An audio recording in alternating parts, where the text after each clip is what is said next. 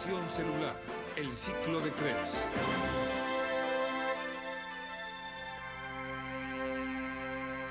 Hace cerca de 2.500 millones de años comenzó el proceso primitivo de la glucólisis. Más tarde, al acumularse el oxígeno en la atmósfera, la vida comenzó a poblar la Tierra. La sobrevivencia dependía de la habilidad para acumular reservas de energía, más de las que la glucólisis podía ofrecer. Al convertir una molécula de glucosa en piruvato, la glucólisis genera dos moléculas de ATP. Sin embargo, este ATP solo representa el 2.2% de la energía disponible. Otra parte se encuentra en el piruvato y en el NADH. El resto es calor.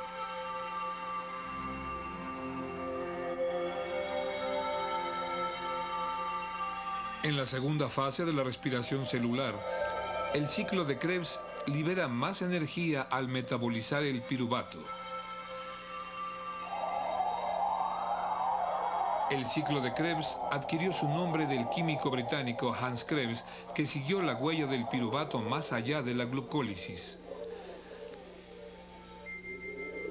Dentro de la célula, el piruvato se mueve desde el centro de la célula hacia las dos membranas de la mitocondria y llega a la matriz. Aquí en la matriz tiene lugar el ciclo de Krebs. El piruvato es una molécula con 3 carbonos, pero el ciclo de Krebs utiliza una molécula de 2 carbonos como punto de partida. Por ello, un proceso intermedio, la descarboxilación oxidativa, es necesario para preparar al piruvato para el ciclo de Krebs. Cuando el piruvato se encuentra con la coenzima A, el complejo suelta 2 electrones, un átomo de hidrógeno y dióxido de carbono, para formar el aceptable acetilcoenzima A con 2 carbonos.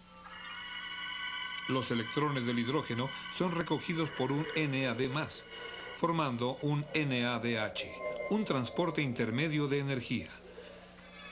Pero vamos a concentrar nuestra atención en el acetilcoenzima A con 2 carbonos. Primero, vayamos a echar un simple vistazo al ciclo de Krebs.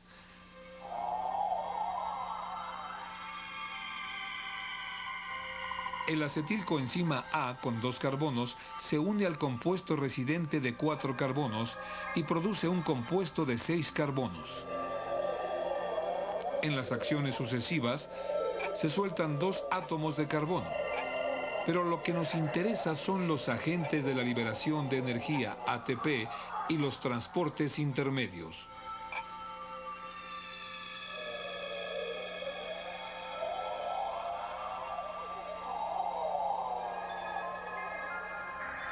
Esta es una vista general del ciclo de Krebs. Con un acercamiento más detallado del ciclo, veremos cómo se generan los agentes de liberación de energía.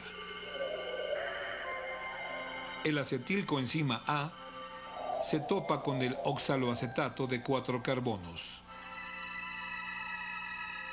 Esto resulta en el ácido cítrico de 6 carbonos.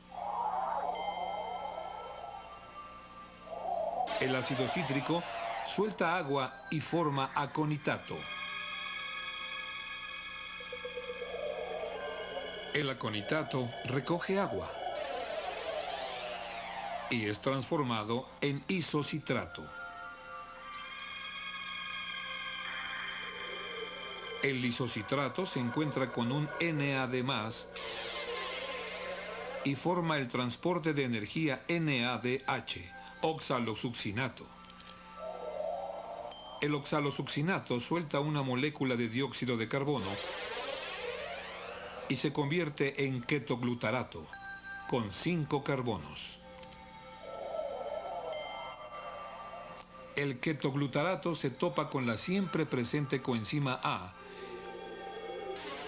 y libera 2 electrones, un hidrógeno y dióxido de carbono, para formar succinil, coenzima A.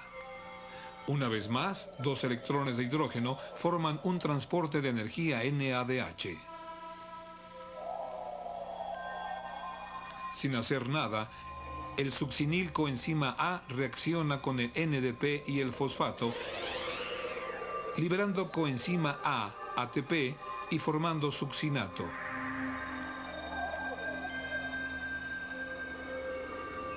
El succinato se encuentra con una molécula de FAD y esta reacción produce un nuevo transporte de energía, FADH2, y fumarato. El fumarato a su vez reacciona con el agua y el producto es malato. En la reacción final, el malato se encuentra con un NAD+ y produce el último de los transportes de energía, oxaloacetato. El ciclo de Krebs comienza cuando un jugador principal, el acetilcoenzima A, reacciona con oxaloacetato. Por medio de una serie de reacciones de 10 pasos, el oxaloacetato es transformado en diferentes reactantes. El ciclo regresa hasta el oxaloacetato. En una sola vuelta del ciclo, los transportes de energía han llevado 3 NADH, un ATP, un FADH2, así como dióxido de carbono que fue desechado. Los 2 átomos de carbono que entraron al ciclo fueron expulsados como dióxido de carbono.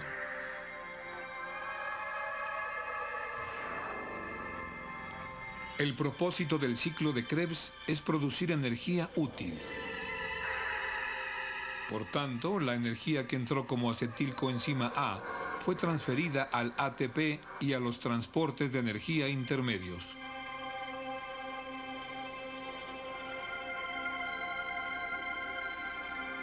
Tanto el NADH como el FADH2 transportan electrones energéticos que serán utilizados para almacenar energía en el ATP. Volvamos a la molécula original de glucosa y veamos en qué se ha convertido. La glucólisis generó 2 moléculas de piruvato, 2 ATP y 2 NADH.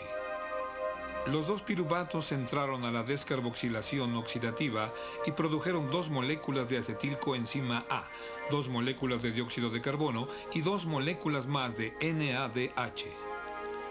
Ya que hay 2 acetilcoenzima A involucrados en el ciclo, pensemos en el ciclo de Krebs duplicado.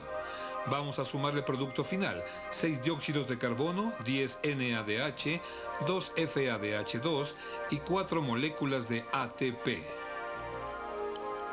Ahora hagamos lo que solemos hacer con el desperdicio. Vamos a deshacernos del dióxido de carbono. Hasta este punto de la respiración celular, la glucosa ha producido 4 poderosos paquetes de ATP y 12 impacientes transportes de energía. En nuestro siguiente programa veremos cómo estos transportes de energía intermedios liberan la carga de ATP.